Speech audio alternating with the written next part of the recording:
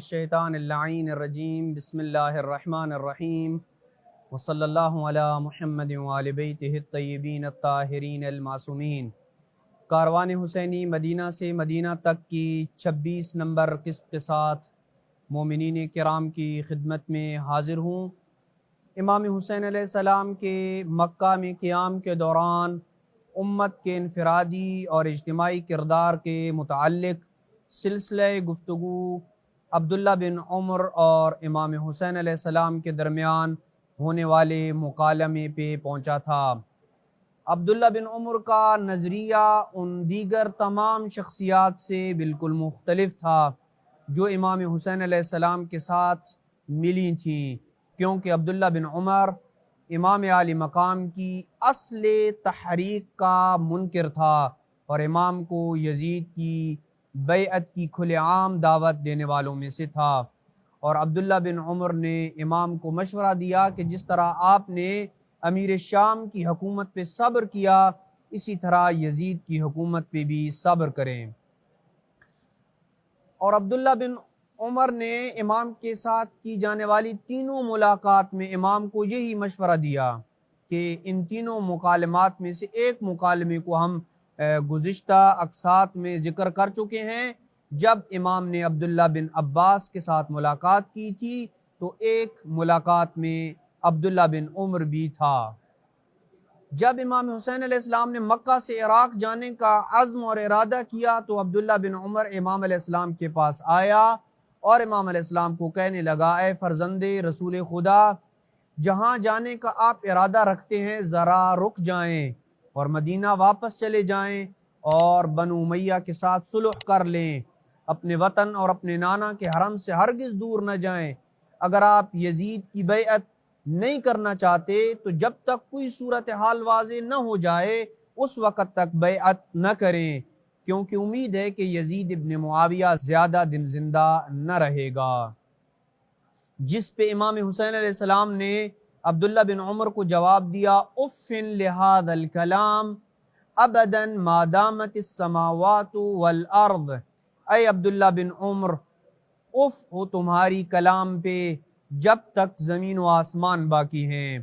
اسألک باللہ یا عبداللہ، اے عبداللہ ابن عمر، تمہیں اللہ کا واسطہ دے کر پوچھتا ہوں، مجھے یہ بتاؤ، انا عندک علی خطأ من امری ھذا، کیا یزید کے خلاف قیام کرنے میں میری رائے تیرے نزدیک خطا ہے اور غلط ہے؟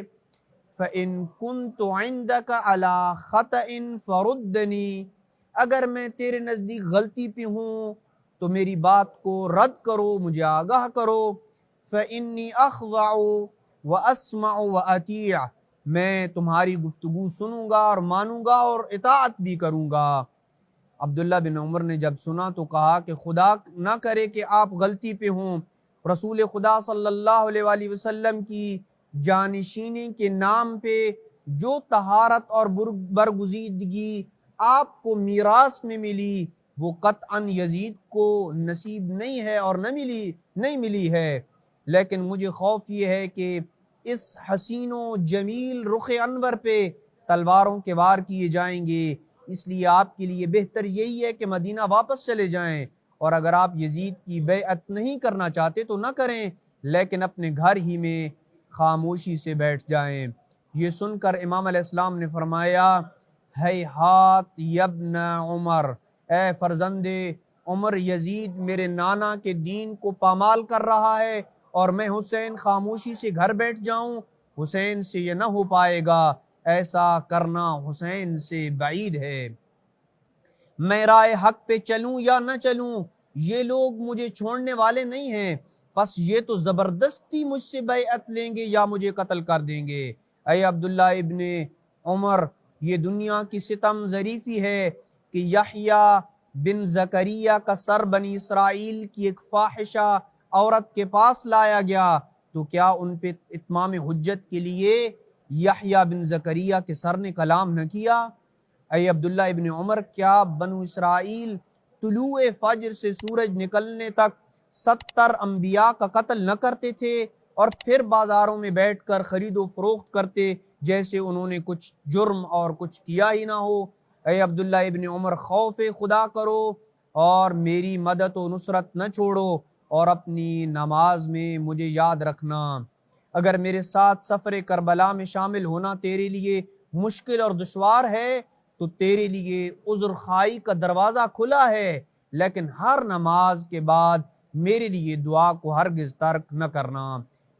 بنو امیہ کے ساتھ ہرگز نہ بیٹھنا۔ امام عبداللہ ابن عمر کہہ رہے ہیں کہ ہرگز بنو امیہ کے ساتھ نہ بیٹھنا جب تک معاملات کا انجام معلوم نہ ہو جائے، ان کی بیعت میں جلدی نہ کرنا۔ اس کے علاوہ جو شخصیات مکہ میں امام علیہ السلام کو ملی، ان میں عمر بن عبد الرحمن المخزومی تھا۔ یہ شخص مدینہ کے 7 فقہاء میں سے تھا اور کثرت عبادت کی وجہ سے اسے راہب قریش کہا جاتا تھا۔ جب امام علیہ السلام نے مکہ سے عراق جانے کا ارادہ کیا تو عمر بن عبد الرحمن امام کی خدمت میں آیا اور کہنے لگا، اے میرے چچا زاد، میں آپ کی خیر خواہی کے لیے آیا ہوں۔ اگر آپ مناسب سمجھتے ہیں تو میں کچھ کہوں، وگرنہ میں خاموشی کو بہتر سمجھتا ہوں۔ امام عالی مقام نے فرمایا، کہو، میں تمہارے بارے میں اچھی رائے رکھتا ہوں اور گمان نہیں کرتا اور بدگمانی نہیں کرتا۔ تو عمر ابن عبد الرحمن کہنے لگے کہ مولا، مجھے خبر ملی ہے کہ آپ عراق جا رہے ہیں۔ میں آپ کے اس سفر کے بارے آپ کا خیر خواہ ہوں۔ مولا، آپ جس جگہ جا رہے ہیں وہاں یزید کے کارندے اور حکمران ہیں، ان کے پاس بیت المال ہے، لوگ درہم و دینار کے پجاری ہیں۔ مجھے خوف ہے کہ جنہوں نے آپ کی نصرت کے وعدے کیے ہیں وہی آپ کے ساتھ جنگ کریں گے، اور جن کے آپ محبوب ہیں وہی آپ کے خون میں ہاتھ رنگیں گے۔ امام حسین علیہ السلام نے کہا، اے میرے چچا زاد، خدا آپ کو بہترین جزا دے۔ خدا کی قسم، آپ نے خیر خواہی کے رستے کو اپنایا اور عقل کی بات کی ہے، لیکن میں آپ کی تجویز پہ عمل کروں یا نہ کروں، جو اللہ کی قضا میں لکھا جا چکا ہے وہ ہو کے رہے گا۔ آپ بے شک مجھے بہترین مشورہ دینے والے اور میرے خیر خواہ ہیں۔ اس گفتگو سے یہ سمجھ آتا ہے کہ ایک تو عمر ابن عبد الرحمن کی امام کے ساتھ محبت واضح ہوتی ہے، اور امام کی نگاہ میں عمر ابن عبد الرحمن کا بھی مقام واضح ہو جاتا ہے، جیسا کہ اس مکالمے سے ظاہر ہوتا ہے۔ اور اس کی تجویز عبداللہ بن عباس کی تجویز سے ملتی جلتی تھی، یعنی عمر بن عبد الرحمن کی تجویز اور عبداللہ ابن عباس کی تجویز آپس میں ملتی جلتی تھی، لیکن یہ افراد ظاہری ہار و شکست کو دیکھ رہے تھے، جبکہ امام باطنی فتح اور باطنی جیت کی طرف اپنی نگاہ عصمت رکھتے تھے، جو فقط اس صورت میں ہی ممکن تھی کہ آپ کربلا کے لق و دق صحرا میں اپنی عظیم قربانی پیش کر دیں۔ اس کے علاوہ کچھ دیگر شخصیات بھی ہیں کہ جنہوں نے امام علیہ السلام کو کربلا جانے سے روکا تھا۔ یہاں تک ہم نے تقریباً زیادہ تر اہم شخصیات اور امام علیہ السلام کے درمیان ہونے والی گفتگو اور ان کی رائے کو بیان کیا ہے، جبکہ اگلی قسط میں امت کے اجتماعی کردار کو مومنین کرام کی خدمت میں بیان کریں گے۔